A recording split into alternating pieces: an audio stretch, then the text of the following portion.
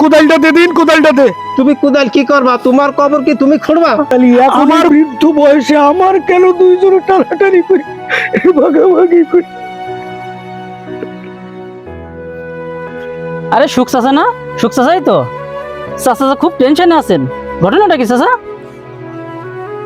আর বাবা সুখ, এ তোমার চাচিমা যতদিন বেঁচে ছিল খুব সুখী ছিলাম বাবা।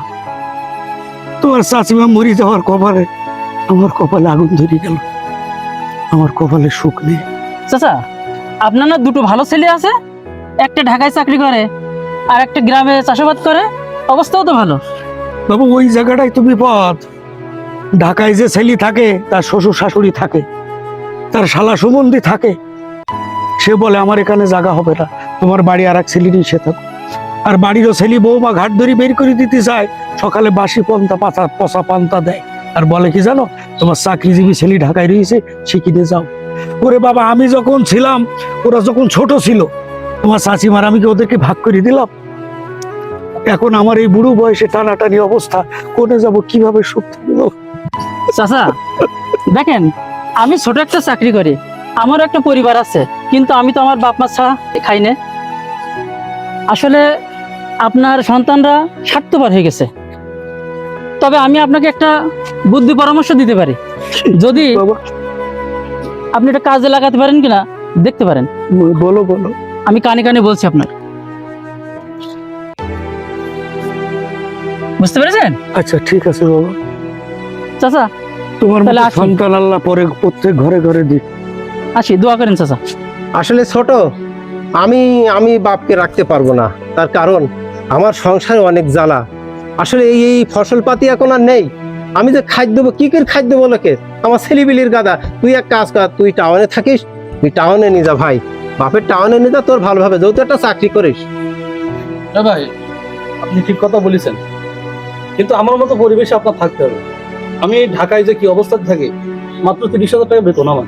কথা বুঝবেন? কিন্তু আমার ফ্যামিলিতে লোক আছে, আমার দুটো মেয়ে, আর শ্বশুর শাশুড়ি থাকে, সেদিকে খেয়াল করতে চাই। একটা ফ্ল্যাট নেওয়া রয়েছে, তাদের ভাড়া দিতে আমার চলতে খুব কষ্ট হচ্ছে।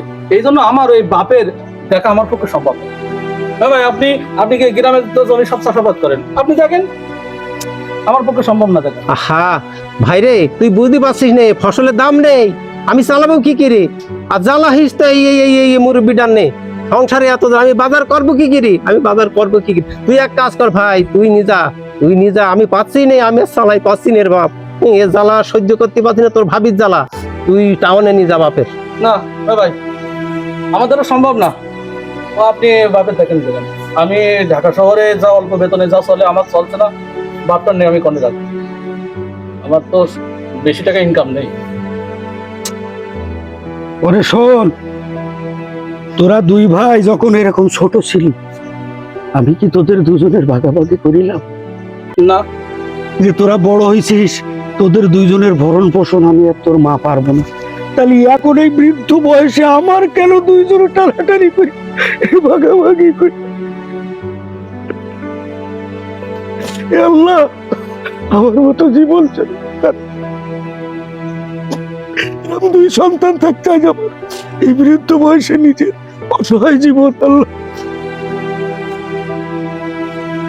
শোন, আমি জানতাম যে এরকম হবে, তোরা আমার সাথে এরকম করবি, এই জন্য আগের থেকে আমি গোছাই থইলাম। আব্বা, এই কোদালটা দে দিন, কোদালটা দে। তুমি কোদাল কি করবা? তোমার কবর কি তুমি খুঁড়বা? আমার কবর আমি খুঁড়বো না।